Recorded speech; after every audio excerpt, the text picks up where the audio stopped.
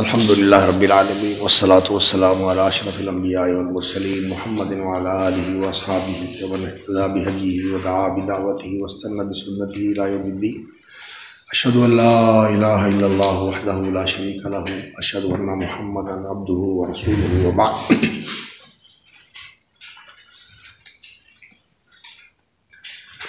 یہ آیت سورہ آل عمران کی، قوله تبارک و تعالی اعوذ باللہ السمیع العلیم من الشیطان الرجیم من ہمزہ ونفخہ ونفثہ بسم اللہ الرحمن الرحیم۔ هو الذی انزل علیک الکتاب منہ آیات محکمات ہن ام الکتاب واخر متشابہات۔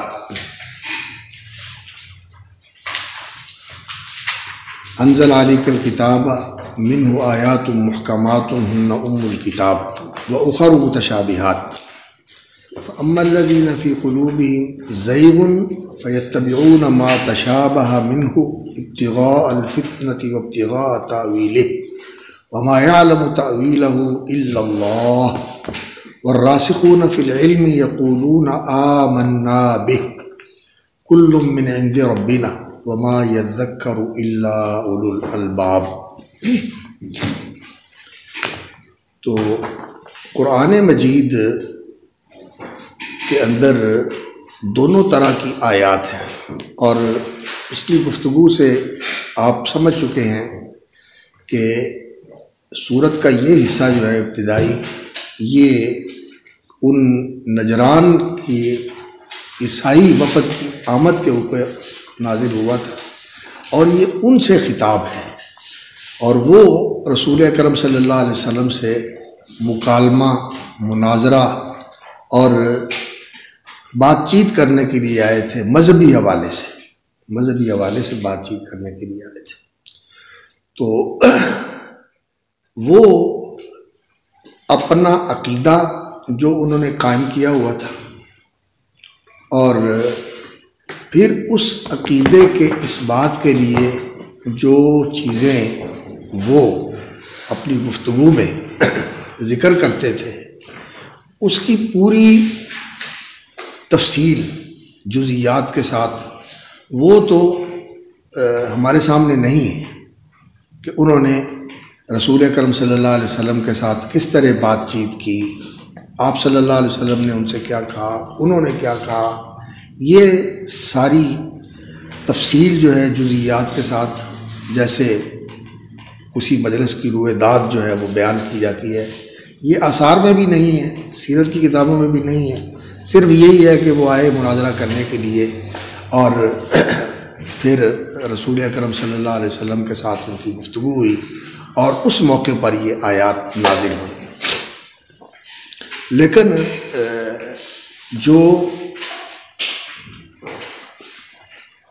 قرآن مجید کی آیات ہوتی ہیں نا، جب انسان ان آیات پر غور کرتا ہے تو ان آیات پر غور کرنے سے اس پس منظر کا اندازہ ہو جاتا ہے جو ان آیات کا مورد نزول تھا، یعنی جو اس وقت حالات تھے وہ کیا تھے جن کے اوپر یہ آیات نازل ہوئیں، اس لیے کہ اس پس منظر کی طرف اشارات موجود ہوتے ہیں، تو اس پس منظر کو انسان سمجھ لیتا ہے آیات کو سمجھنے سے کہ یہ چیزیں جو ہیں نا وہ ہوئی ہوں گی، تو ان چیزوں کے جواب میں یہ بات کہی گئی۔ تو اور کچھ آثار بھی مل جاتے ہیں، روایات بھی مل جاتی ہیں، ایسی جزیات بھی ملتی ہیں جن سے پوری حقیقی صورت جو ہے وہ تو واضح نہیں ہوتی، پوری شکل کے ایسے ہوا، پھر ایسے ہوا، پھر ایسے ہوا، پھر ایسے ہوا، لیکن یہ جزیات ملتی ہیں جن سے کسی صورتحال کے جو خطوط ہیں وہ آپ کے سامنے آ جاتے ہیں۔ مثلا خطوط کا معنی یہ ہوتا ہے کہ کوئی چیز یہاں بیان ہوئی ہے، پھر کوئی چیز یہاں بیان ہوئی ہے، کوئی چیز یہاں بیان ہوئی ہے، تو ان سب کو جوڑا جائے، اور درمیان میں کئی چیزیں ایسی ہوتی ہیں جو انسان کی عقل اور انسان کا فہم جو ہے وہ بتا دیتا ہے کہ یہاں یہ چیز بھی ہونی چاہیے، یہاں یہ چیز بھی ہونی چاہیے، اس طرح اس کی جو ہے نا وہ صورت بنتی ہے۔ تو ان کا رسول اکرم صلی اللہ علیہ وسلم کے پاس آنا اور ان کا جو بیان کیا گیا ہے کہ راستے میں جیسی ان کی حالت بنی کہ وہ جو بڑا تھا ان کا مذہبی رہنما، کیا نام تھا اس کا، ابو الحارث ابن علقمہ، اور پھر اس کا ساتھ بھائی تھا اس کا عتبہ ابن علقمہ، تو ان کی جو آپس میں گفتگو ہوئی اور اس نے جو اظہار کیا کہ ہم ایک نبی کے ساتھ بات کرنے کے لیے جا رہے ہیں، تو اس کا معنی یہ ہوا کہ وہ رسول اکرم صلی اللہ علیہ وسلم کو جھوٹا نہیں سمجھتے تھے، رسول اکرم صلی اللہ علیہ وسلم کو نبی سمجھتے تھے، لیکن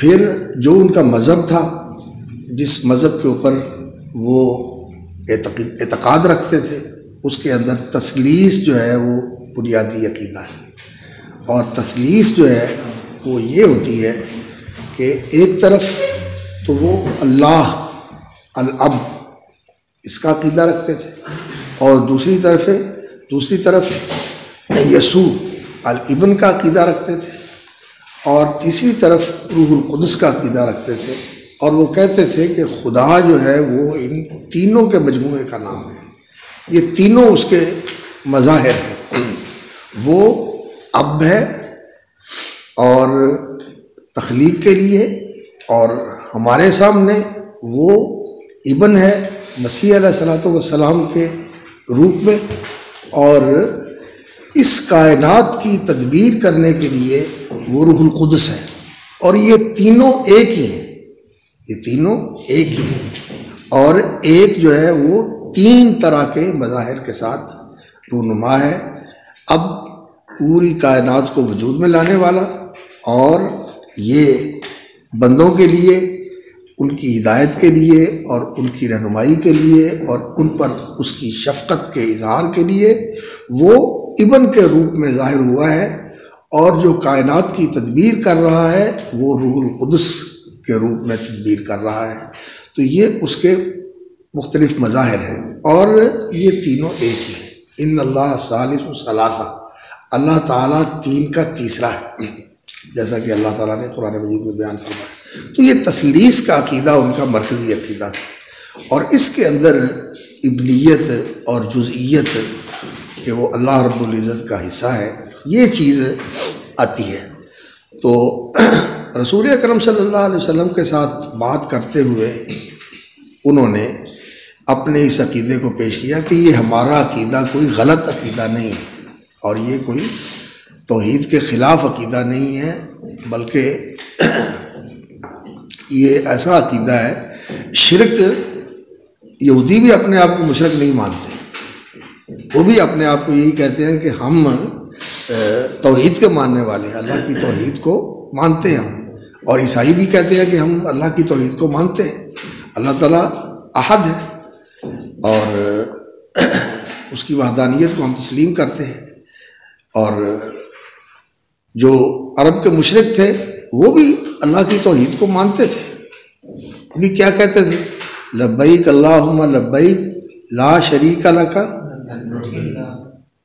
الا شریکا ہو لک، لا شریک لک تیرا کوئی شریک نہیں ہے، الا شریکا ہو لک تملکہ وما ملک، مگر وہ شریک تملکہ، اس شریک کا بھی تو مالک ہے، وما ملک، اور جو اس کے اختیارات تو نے اس کو دیے ہوئے ہیں اس کا بھی تو مالک ہے۔ تو یہ جو تصور ہے توحید کا آج ہمارے دور میں کہ عطائی اور ذاتی بالاستقلال اور وہبی طور پر کسی کو کوئی مقام اور مرتبہ دے دینا، یہ توحید کے خلاف نہیں ہے، سارا شرک جو ہے وہ اسی چیز کے اوپر قائم ہے، اور یہ نظریہ جو تھا یہ مشرکین مکہ کا تھا، وہ کہتے تھے ہم اللہ کی توحید کو مانتے ہیں، لیکن لا الہ الا اللہ جو ہے وہ ایسا کلمہ توحید ہے جو یہ کہتا ہے کہ اللہ رب العزت کی ذات، اس کی صفات، اس کے افعال اور اس کے حقوق جو ہیں یہ جیسے اس کی ذات ہے ویسی کوئی ذات نہیں، جیسی اس کی صفات ہیں ویسی کسی کی صفات نہیں، جیسے اس کے افعال ہیں ویسے کسی کے افعال نہیں، اور جیسے اس کے حقوق ہیں ویسے کائنات میں کسی کے حقوق نہیں۔ الہ جو ہے وہ ہوتا ہے جو احد ہے، واحد ہے، لا شریک لہ ہے، اور لم یکن لہ کفوا احد ہے، لم یلد ہے، لم یولد ہے۔ یہ توحید بیان کی ہے اللہ رب العزت نے قرآن مجید کے اندر۔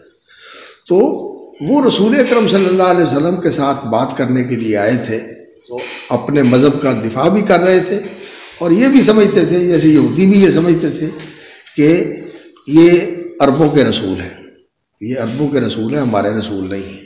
اور یہ عیسائی یہ سمجھتے تھے کہ ہمیں اس رسول کے ماننے کی ضرورت نہیں ہے، ہمارے پاس تو پہلے ہی وہ رسول موجود ہے جو اللہ رب العزت کا رسول بھی ہے اور اللہ رب العزت کا بیٹا بھی ہے، ہم اس کو مانتے ہیں، ہمیں کیا ضرورت ہے اس کے ماننے کی۔ تو وہ اس کے ماننے کی ضرورت نہیں سمجھتے تھے، اور اپنے عقیدے کا دفاع کرتے تھے کہ ہم جس عقیدے کے اوپر ہیں وہ عقیدہ صحیح عقیدہ ہے۔ اس طرح رسول اکرم صلی اللہ علیہ وسلم کے ساتھ بات چیت کرنے کے لیے آئے تھے، اور وہ جو عتبہ ابن علقمہ نے کہا تھا اپنے بھائی کو، ابو الحارث ابن علقمہ کو، جو ان کا مذہبی رہنما تھا، کہ اگر سچا نبی ہے تو مان کیوں نہیں لیتے؟ تو اس نے کہا تھا کہ مان کیسے لیں کہ جو کچھ ہمیں مل رہا ہے اب قیصر کی طرف سے، اور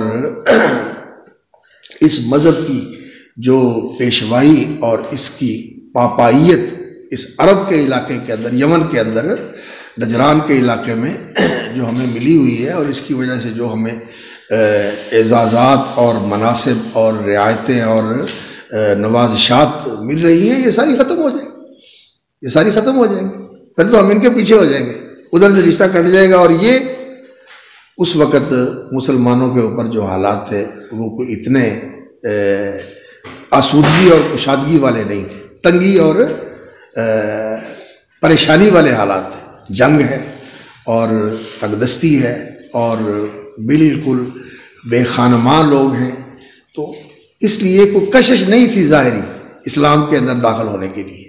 ہاں حقانیت جو ہے بالکل حق ایسا تھا کہ اس کے اندر واقعتاً کشش تھی، اور یہ کئی لوگ جو تھے نا وہ اس کی حق کی سطوت کی وجہ سے اس کے سامنے سرنگوں ہو جاتے تھے، لیکن پھر مانتے نہیں تھے کہ دنیا کی یہ چیزیں جو ہیں نا ان کا دامن پکڑ لیتی تھی کہ ہیں اس کو مانا تو پھر یہ ہاتھ میں نہیں رہے گا، وہ ہاتھ میں نہیں رہے گا، یہ ہاتھ میں نہیں رہے گا۔ یہودی بھی یہ سمجھتے تھے، بہت سارے یہودی، اور کئی تو خیر رسول اکرم صلی اللہ علیہ وسلم کے ساتھ عناد رکھتے تھے، اور کئی جو ہے وہ کہتے تھے کہ ہمیں ضرورت نہیں ہے ماننے کی۔ تو یہ رسول اکرم صلی اللہ علیہ وسلم کے ساتھ بات چیت کرنے کے لیے آئے تھے، تو اللہ رب العزت نے اس ساری صورتحال کے پیش نظر یہ آیتیں نازل فرمائیں، اور اس میں ان کی سوچیں اور ان کی گفتگو اور ان کا نظریہ اور عقیدہ اور ان کا مذہب سارا کچھ اللہ رب العزت نے سامنے رکھا۔ اور قرآن مجید کی یہ ایک عجیب اعجازی صفت ہے، قرآن مجید کی یہ اعجازی صفت ہے کہ قرآن مجید جب بات کرتا ہے، جب قرآن مجید میں مخاطب کیا جاتا ہے کسی کو، تو اس کے دل کے اندر کی باتیں، اس کے ذہن میں آنے والی باتیں اور اس کی ہوئی باتیں اور اس کی جتنی ملابسات ہوتی ہیں نا وہ ساری اس کے پیش نظر ہوتی ہیں، وہ ساری اس کے پیش نظر ہوتی ہیں۔ کسی اور متکلم کے ذہن میں یہ چیزیں نہیں آ سکتی۔ میرے سامنے کوئی بندہ بات کرے تو اس کی بات سے میں کچھ اندازہ کروں گا کہ اس میں یہ، اس کے ذہن میں یہ کچھ ہے، لیکن جو اللہ رب العزت کا کلام ہے، اللہ کون ہے؟ ان اللہ لا یخفی علیہ شیء فی الارض ولا فی السماء، وہ ذات ہے لا یخفی علیہ شیء فی الارض ولا فی السماء هو الذی یصورکم فی الارحام کیف یشاء لا الہ الا هو العزیز الحکیم۔ اس کا علم محیط یہ ہے، وہ تو علیم بذات صدور ہے، اور جتنے ملابسات ہیں بعض اوقات انسان کو خود بھی معلوم نہیں ہوتا کہ کیا چیز مجھے کھینچ رہی ہے اور کیا چیز میرا ہاتھ روک رہی ہے اور میرا قدم روک رہی ہے، انسان کو خود بھی پتہ نہیں ہوتا، لیکن اللہ کو پتہ ہے کہ کیا چیز جو ہے نا وہ اس کے لیے عائق بنی ہوئی ہے اور کون سی چیز جو ہے نا وہ اس کے لیے رکاوٹ بنی ہوئی ہے، اللہ رب العزت جانتے ہیں۔ تو اللہ رب العزت کا جو کلام ہے اور اللہ کا جو خطاب ہے پھر وہ ایسا ہوتا ہے کہ یہ ان ساری چیزوں کو سامنے رکھ کر اللہ تعالیٰ کا خطاب ہوتا ہے، اور یہ کتاب نہیں ہے بلکہ یہ خطاب ہے اللہ رب العزت کا۔ اور خطاب جو ہوتا ہے اس کے اندر یہ خصوصیت ہوتی ہے کہ وہ مخاطب کے جو سوچ ہے اور جو اس کی سطح ہے، اس سطح کو سامنے رکھ کر اور اس کی سوچ کو سامنے رکھ کر اس کے ساتھ خطاب کیا جاتا ہے اور اس کو بتایا جاتا ہے تاکہ بات جو ہے وہ اس کے ذہن کے سطح کے مطابق بھی ہو، اور پھر اس طبقے کے ساتھ جو تعلق رکھنے والے لوگ ہیں ان میں جس سطح کے لوگ ہیں، جس درجے کے لوگ ہیں، ان سب کو اس میں مخاطب بنایا جاتا ہے۔ قرآن مجید کے اندر عوام کو بھی مخاطب بنایا جاتا ہے، خواص کو بھی مخاطب بنایا جاتا ہے، اور اخص الخواص کو بھی مخاطب بنایا جاتا ہے، تو قرآن مجید کا یہ اعجاز ہے۔ تو پھر قرآن مجید کی ایسی تعبیر ہے کہ ساری چیزیں جو ہے نا اس کے اندر آ جاتی ہیں۔ تو اللہ رب العزت نے اس آیت کے اندر یہ جو ان کا پورا مذہبی استدلال تھا اور اس مذہب کو ثابت کرنے کے لیے جو چیزیں وہ دلیل بناتے تھے، ان سب کو سامنے رکھ کر اللہ رب العزت نے یہ بات بتائی کہ یہ قرآن مجید جو ہے نا یہ پہلی ساری کتابوں کا مہیمن ہے۔ مہیمن کا معنی کیا ہے کہ یہ ان کے اوپر گواہ بھی ہے اور ان کو متضمن بھی ہے اور ان کے لیے معیار بھی ہے۔ اور یہ اس وقت انجیل اور زبور اور جتنے آسمانی صحائف ہیں، تورات بھی، اور جتنے صحف ابراہیم اور دوسرے آسمانی صحائف ہیں، ان سب کی تعلیمات کا جامع ہے۔ والذی انزل علیک الکتاب، وہی اللہ ہے جس نے آپ کے اوپر یہ کتاب اتاری ہے جو ساری کتابوں کی جامع ہے۔ منہ آیات محکمات ہن ام الکتاب، اور اللہ رب العزت کی نازل کردہ کتاب، پہلی کتابیں جو ہیں وہ جزیات ہیں، وہ اجزاء ہیں، اور یہ جو ہے یہ کل ہے ان ساری کتابوں کو شامل، یہ کل ہے ان ساری کتابوں کو شامل۔ الکتاب، یہ الکتاب ہے، یہ جو آپ کے اوپر نازل ہوا ہے یہ الکتاب ہے۔ ذالک الکتاب، اور تنزیل الکتاب، تنزیل الکتاب من اللہ العزیز الحکیم۔ اس کو اللہ رب العزت نے تورات نہیں کہا، اس کو زبور نہیں کہا، اس کو انجیل نہیں کہا، یہ ایک پہلو ہے۔ تورات یہ ہدایت کو بھی کہتے ہیں، قانون اور شریعت کو بھی کہتے ہیں، اور زبور کے اندر جو ہے حضرت داؤد علیہ السلام کو محامد اور اللہ رب العزت کے ذکر کے کلمات سکھائے گئے، جن میں وہ اللہ رب العزت کی تعریف کر کے اور اللہ رب العزت کی ثنا کر کے اور اللہ رب العزت کے محاسن کا بیان کر کے اللہ کی تعریف کر کے اللہ کا ذکر کرتے تھے۔ کچھ حکمت کی باتیں تھیں، کچھ دانائی کی باتیں تھیں۔ زبور کے اندر حکمت کی باتیں ہیں، یعلمہ الحکمت والتوراۃ والانجیل، حکمت کی باتیں تھیں اس کے اندر۔ لیکن یہ الکتاب، ساری کتاب جو ہے وہ یعنی ساری چیزوں کو ہم شامل ہو، یہ قرآن مجید کا لقب ہے۔ قرآن مجید الکتاب ہے، جیسے شروع میں ہم نے بتایا تھا نا، القرآن اور الکتاب، یہ الکتاب ہے، یعنی یہ سب کو شامل ہے۔ تو وَأَنزَلْنَا عَلَيْكَ الْكِتَابَ بِالْحَقِّ مُصَدِّقًا لِمَا بَيْنَ يَدَيْهِ مِنَ الْكِتَابِ وَمُهَيْمِنًا عَلَيْهِ، ایسے ہی نا ہے، وَأَنزَلْنَا عَلَيْكَ الْكِتَابَ بِالْحَقِّ مُصَدِّقًا لِمَا بَيْنَ يَدَيْهِ مِنَ الْكِتَابِ وَمُهَيْمِنًا عَلَيْهِ۔ تو وَالَّذِي أَنزَلَ عَلَيْكَ الْكِتَابَ مِنْهُ آيَاتٌ مُحْكَمَاتٌ، تو اللہ رب العزت کی کتاب کے اندر کچھ آیات تو ایسی ہوتی ہیں محکمات، جو محکم ہوتی ہیں۔ محکم جو ہے یہ ظہور کا اعلیٰ ترین درجہ ہے، اعلیٰ ترین درجہ ہے۔ جب کلام کے اندر وہ کلمہ جو واضح الدلالہ ہو، جو واضح الدلالہ ہو اور جس سے مراد مفہوم ہو، الدال علی المراد، اس کلام سے جو مراد ہے اس کے اوپر اس کی دلالت جو ہے اس طرح واضح، روشن اور بین ہوتی ہے کہ کوئی دوسرا احتمال نہیں ہوتا، جو اس کا معنی، اس کا فحوہ، اس کا مفہوم، اس کی مراد ہے وہ واضح ہوتی ہے۔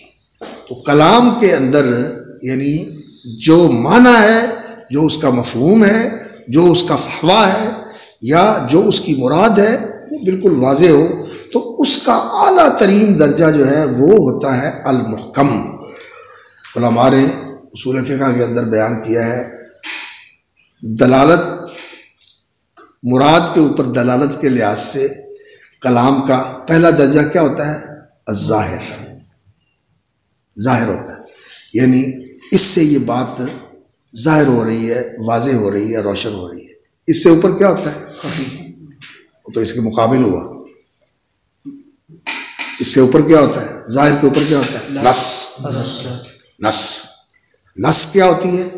ظاہر سے بھی بڑھ کر، یعنی مقصود بالکلام یہ ہے، وہ اس کلام سے جو مقصود ہے وہ واضح طور پر سمجھ آ رہا ہے۔ نص کا معنی ہوتا ہے ظاہر ہونا، لیکن اس طرح ظاہر ہونا کہ وہ مقصود بھی سوق ہے، اس کلام کو لانے سے مقصود یہ ہے، جیسا کہ حل اللہ البیع وحرم الربا، اس کلام کا مقصد کیا ہے؟ اس کلام کا مقصد یہ ہے کہ سود اور بیع ایک نہیں ہے، دونوں الگ الگ ہیں، ان دونوں میں فرق ہے۔ حل اللہ البیع وہ حلال ہے، وحرم الربا اور وہ حرام ہے، اور اس کا مقصد کیا ہے؟ مقصود الکلام کیا ہے؟ سود اور بیع میں فرق کرنا، ان دونوں میں تمیز کرنا۔ یہ بیع اور چیز ہے، سود اور چیز ہے، یہ ہے نا نص، یہ نص ہے۔ اور اس چیز کے لیے یعنی للفرق بین البیع والربا ھذا الکلام نص، یہ کلام نص ہے، احل اللہ البیع وحرم الربا۔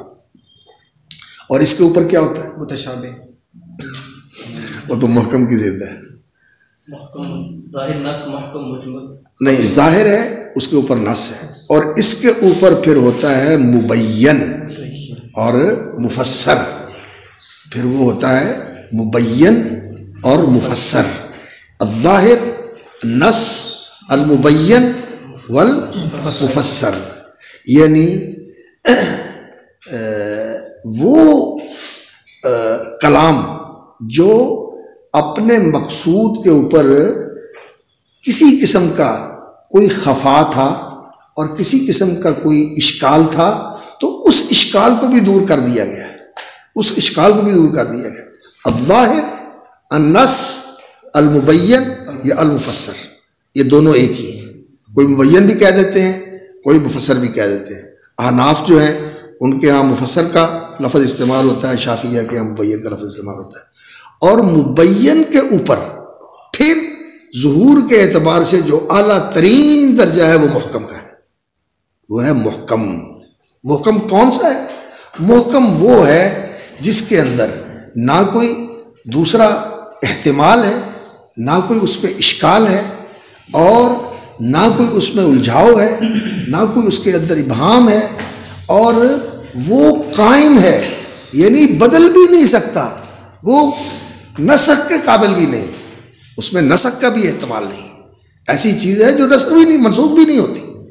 تو یہ محکم جو ہے وہ اعلیٰ درجے کا ظاہر اور سب سے قوی اور سب سے اتنی پکی اور سچی بات ہے کہ بدلتی نہیں ہے۔ تو منہ آیات محکمات، ایسی آیتیں ہیں جو محکم ہیں، ظاہر، نص، مفسر، مبین، اور اس سے بھی اوپر محکم ہے۔ اور یہ محکمات جو ہوتی ہیں، یہ محکمات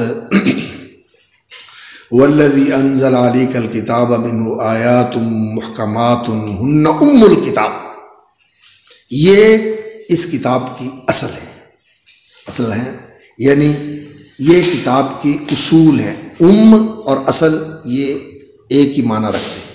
کسی چیز کی یعنی اس کا وہ مرکز جس کے اوپر وہ قائم ہے، اور اس کی وہ اصل بنیاد جس کے اوپر وہ عمارت کھڑی ہے، ہن ام الکتاب۔ یہ آیتیں جو ہیں نا، یہ کتاب کا اصل اور اس کی اساس ہیں، اور یہ اس کی بنیاد ہے، اور یہ اس کا ایسا مرکز ہے۔ کیا ہوتا ہے؟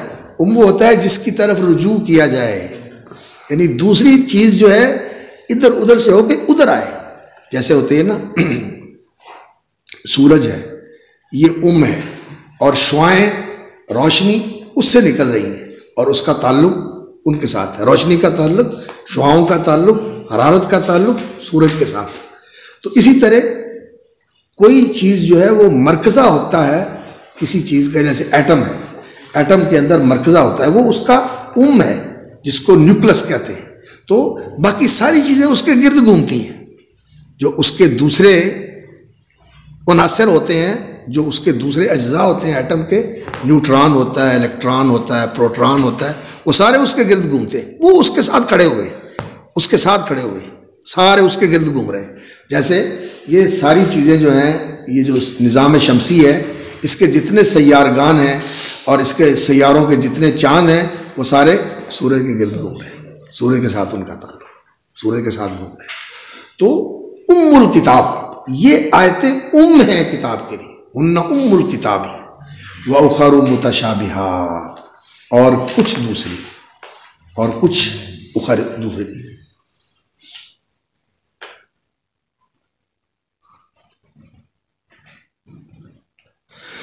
واخر متشابہات، فعال کے وزن پر اخرا کی جمع ہے. واخر، اور دوسری، متشابہات، متشابہ. تشابہ کا معنی کیا ہوتا ہے؟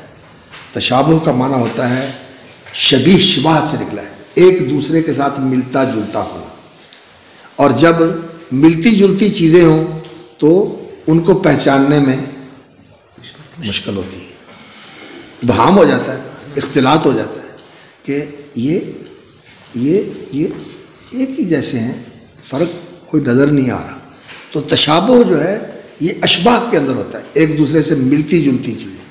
اور وہ ملی جلی ہوئی چیزیں جو ہیں نا، وہ ان کے اندر خفا بھی آ جاتا ہے، ابہام بھی آ جاتا ہے، اور سمجھنے میں الجھاؤ بھی ہوتا ہے، اور التباس بھی ہوتا ہے. کبھی آدمی اس کو وہ سمجھ لیتا ہے، اس کو یہ سمجھ لیتا ہے، التباس بھی ہوتا ہے. تو تشابہ جو ہے، جس طرح یہ بتایا کہ محکم جو ہے یہ ظہور کے اعتبار سے اعلیٰ ترین درجے کے اوپر ہے، تو اسی طرح متشابہ جو ہے یہ خفا کے لحاظ سے بھی اعلیٰ ترین درجے کے اوپر. جو آپ کہہ رہے تھے کہ خفی جو ہے یہ سب سے پہلا درجہ ہوتا ہے خفا کا، کہ اس کلام کے اندر یہ بات جو ہے یہ خفی ہے، یعنی یہ چھپی ہوئی ہے. اس کو خریدنے کے لیے، اس کو سمجھنے کے لیے انسان کو کوشش کرنی پڑے گی، مغز ماری کرنی پڑے گی، دماغ کاوی کرنی پڑے گی، جگر سوزی کرنی پڑے گی، تب جا کے انسان کو سمجھ آئے گی اس کی بات. تو مخفی کو سمجھنے کے لیے انسان کو کھوج کرید سے کام لینا پڑتا ہے. تو پھر انسان کھوج کرید سے اس کو جان لیتا ہے مخفی. اور مخفی کے اوپر یہ ظاہر، اور اس کے ساتھ مخفی، اس کے ساتھ خفی، ظاہر کے مقابلے میں خفی. اور پھر مخفی سے اوپر جو ہے نص تھا، اور نص کے مقابل میں پھر کیا ہوتا ہے؟ نہیں، مجمل ہوگا. خفی، مشکل، مجمل. ہاں ٹھیک، شاباش. خفی پھر اس کے مقابلے میں مشکل ہے، مشکل ہے. اور مشکل جو ہوتا ہے یعنی اس کا جو خفا ہے وہ مشکل ہو گیا ہے، یعنی وہ اور زیادہ انسان کے لیے مشقت کا باعث ہے، جس کو دور کرنے کے لیے اور بھی زیادہ انسان کو محنت اور مشقت اٹھانی پڑے گی. تو خفی پھر اس کے بعد ہے مشکل. نص کے مقابلے میں مشکل ہوتا ہے، نص کے مقابلے میں مشکل ہوتا ہے. نص جو ہے وہ ایسی ہے کہ وہ ظاہر ہوتی ہے اپنے معنی اور مفہوم کے اعتبار سے، اور وہ مقصود بالکلام ہوتا ہے. اور مشکل جو ہے وہاں مقصود بالکلام جو ہے وہ اشکال کے ساتھ یا اشکال کے ساتھ دوسری ہم شکل چیزوں کے ساتھ مشکل ہوا ہے، اور اس کو پہچاننے میں اور زیادہ انسان کو مشقت اور مشکل پیش آ رہی ہے، اور زیادہ انسان کو اس میں کلفت پیش آ رہی ہے. مشقت اور کلفت کا انسان سامنا کر رہا ہے اس کو پہچاننے کے. ہوتا ہے اس میں بھی مقصود بالکلام ہے کیا؟ مشکل میں بھی مقصود بالکلام ہی ہوتا ہے، یعنی مقصود بالکلام جو ہے وہ مشکل ہے، وہ سمجھ نہیں آ رہا. ہاں جی. تو پھر کیا ہوتا ہے؟ پھر اس کے بیان کی ضرورت ہوتی ہے. خفی جو ہے اس کا تو مفہوم آپ کو محنت کر کے کوشش کر کے ملابسات کے ساتھ ظاہر ہو جائے گا، لیکن جو مشکل ہوتا ہے پھر وہاں بیان کی ضرورت آ جاتی ہے، پھر وہاں بیان کی ضرورت آ جاتی ہے، پھر وہاں اس کے صحیح مفہوم کو سمجھنے کے لیے تفسیر اور بیان کی ضرورت ہوتی ہے، تو وہ مبین اور مفسر جو ہے اس کے اوپر ہوتا ہے۔ پھر جہاں مشکل آئے گا، جہاں مشکل ہوگا، اس مشکل کے لیے پھر کیا ضرورت ہوگی؟ بیان کی، تفسیر کی، پھر تفسیر کی ضرورت ہوگی۔ یہ اشکال کیسے رفع ہوگا؟ یہ فہم کے ساتھ رفع نہیں ہوگا، بلکہ اس کے لیے بیان چاہیے، اور وہ بیان جو ہے وہ جو مبینات ہیں شریعت کے اندر اللہ رب العزت نے رکھے ہوئے، کہیں نص کے ساتھ بیان ہوتا ہے، کہیں آلات کے ساتھ بیان ہوتا ہے، کہیں عمل کے ساتھ بیان ہوتا ہے، وہ جو مبینات ہیں ان مبینات کے ساتھ جو ہے نا اس کا اشکال رفع ہوتا ہے۔ تو مشکل کے اوپر پھر جو ہوتا ہے ایک ہوتا ہے مجمل، مشکل کے اوپر پھر مجمل ہوتا ہے۔ مجمل وہ ہوتا ہے جو کہ یعنی مفصل کے مقابلے میں، یعنی جس کے اندر ایک ایسا اجمال پایا جاتا ہے، ایک ایسا ابہام پایا جاتا ہے جو کہ ظاہر نہیں ہوتا، جو ظاہر نہیں ہوتا، اور اس کے لیے بیان کی ضرورت ہوتی ہے۔ تو نص اور اس کے مقابلے میں مشکل، اور مفسر اور اس کے مقابلے میں مجمل، اور پھر جو مجمل سے بھی زیادہ جس کی مراد جانی ہی نہیں جا سکتی وہ ہے متشابہ ہے۔ تو خفی اور مشکل اور مجمل اور پھر متشابہ ہے، یعنی متشابہ جو ہے وہ اس کا خفا ایسا ہے کہ ما لا یعلم والمراد منہ، اور وہ جو ایک قول حضرت عبداللہ بن عباس رضی اللہ تعالیٰ عنہ سے نقل کیا گیا ہے، اور بعض علماء نے یہ کہا کہ حقیقی متشابہ وہ ہوتا ہے جو جس سے مراد جو ہے وہ ہم نہیں جانتے کہ قائل کی مراد اس سے کیا ہے، ما لا یعلم المراد منہ۔ اور مثال اس کی کیا ہے؟ مثال سب سے زیادہ جو اس کی واضح مثال ہے وہ اللہ رب العزت کی ذات، اس کی صفات اور اس کے افعال جو ہیں ان کے حوالے سے کہ ان کی کیفیت اور ان کی اصلیت اور حقیقت اور کنہ، یہ انسان کے لیے متشابہ ہے، یہ انسان نہیں جان سکتا۔ اللہ رب العزت کی ذات کی حقیقت کیا ہے؟ کوئی جانتا ہے؟ نہیں جان سکتا، عاجز ہے انسان جانتا، لیکن اللہ رب العزت برحق ہے، انت الحق، اللہ رب العزت حق ہے، یعنی وہ ایسا ثابت ہے کہ وہ بذات خود ثابت ہے، واجب الوجود ہے، اور ساری چیزوں کو اپنے وجود کے لیے اس کی ضرورت ہے اور اسے کسی کی ضرورت نہیں ہے، بذات خود قائم ہے، وہ قائم بنفس ہی واجب الوجود ہے، اور وہ الحق ہے، وہ اپنی ذات سے قائم ہے۔ تو اللہ رب العزت کی ذات تو برحق ہے، لیکن اس کی حقیقت اور اصلیت کیا ہے یہ ہم نہیں جانتے، اس کی صفات کی کیفیت کیا ہے یہ ہم نہیں جانتے۔ تو یہ متشابہات ہے، یہ متشابہات ہے، یعنی ما لا یعلم المراد منہ۔ اب اللہ رب العزت الحق ہے، اس کی حقیقت کیا ہے؟ دنیا کے اندر جو چیزیں ہیں آپ کے سامنے، عناصر ہیں، پہلے تو صرف انسان نے کہا تھا کہ 4 عناصر ہیں، اور اب جو ہے انسان کی دریافت وسیع ہوئی اور انسان نے کہا نہیں، عناصر 4 نہیں ہیں بلکہ ان کے اندر بہت سارے عناصر ہوتے ہیں، اور وہ 100 کے قریب جو ہے نا وہ دریافت کر لیے کیمسٹری والوں نے۔ تو اس کے اندر کیا چیز ہے؟ انسان نے اس کا تجزیہ کر کے، اس کی تحلیل کر کے اس کے بارے میں جان لیا کہ یہ چیزیں ہیں اس کے اندر، لیکن اللہ رب العزت کے بارے میں کوئی کہہ سکتا ہے؟ لا الہ الا سبحانہ و تعالی عما یصفون۔ اللہ رب العزت ان ساری چیزوں سے پاک اور منزہ اور اعلیٰ اور برتر ہے جو اس کے بارے میں بندے کہیں، وہ وہی ہے جو اس نے خود کہا اپنے بارے میں، بس جو اس نے کہا ہے وہ برحق ہے، اس کو ہم مانتے ہیں۔ کیسے مانتے ہیں؟ جیسے اللہ رب العزت کی منشا اور جیسے اللہ رب العزت کی مراد ہے، جیسے اللہ رب العزت نے چاہا ہم اس کو اسی طرح مانتے ہیں، لیکن وہ کیا ہے؟ وہ جو کچھ ہے وہاں تک ہماری رسائی نہیں ہو سکتی. ہم اللہ کے سپرد کر دیتے ہیں اور یہ کہتے ہیں کہ اللہ رب العزت جو ہے واجب الوجود ہے، وہ ہے، لیکن اس کی کیفیت اور اس کی اصلیت اور اس کی کنہ اور حقیقت یہ چیزیں ہمارے ادراک سے ماورا ہے. تو اللہ رب العزت اس اعتبار سے کہ وہ برحق ہے، یہ سب سے بڑا محکم ہے، اس کا انکار نہیں کیا جا سکتا. کیوں؟ مجھے اپنے وجود کو ماننے کے لیے اس کے موجد کو ماننا ضروری ہے. میں ہوں، کیوں ہوں؟ اس لیے کہ میرا بنانے والا ہے. اگر میرے اپنے بنانے والے کو نہ مانوں تو میں اپنے وجود کو نہیں مانتا. تو دنیا کے اندر ایسے فلسفی بھی ہیں جو کہتے ہیں کہ کچھ بھی نہیں ہے، ہر چیز موہوم ہے، ہر چیز موہوم ہے. وہ کہتے ہیں کہ ہر چیز جو ہے نا وہ انسان کے وہم کے اندر ہے، حقیقت میں کچھ بھی نہیں ہے. تو فلسفے تو لوگوں نے عجیب و غریب بنائے ہوئے ہیں، لیکن یہ حقائق ہے.